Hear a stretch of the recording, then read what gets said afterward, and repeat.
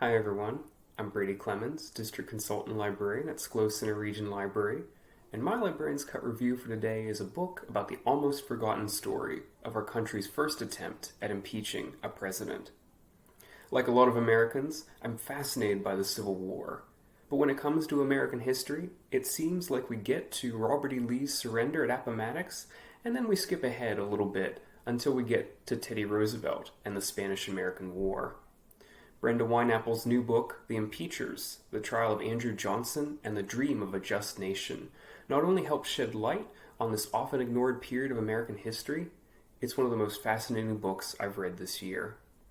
There's a reason we tend to skip over the story of Reconstruction and the impeachment of Abraham Lincoln's vice president and successor, Andrew Johnson. It's not the most uplifting story, but it is an important one.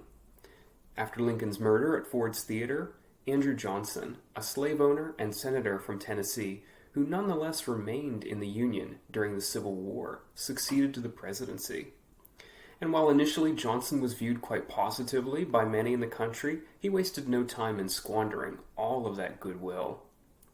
After a long battle with Congress and some of his own cabinet secretaries, radical Republicans in Congress finally felt they had no choice but to launch the first ever impeachment proceeding against a sitting president.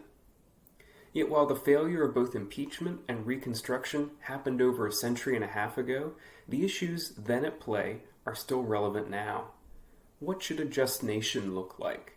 What is the relationship between Congress and the president? Then as now, politicians balance their principles with pragmatic considerations and fears of political fallout, and triangulations about the impact on the upcoming election of Ulysses S. Grant. Ambition played a role just as much as principles as well. Some things, it seems, never change. The Impeachers is available in print and as a digital audiobook on Overdrive via the library's website. That's it for today. Take care and keep reading.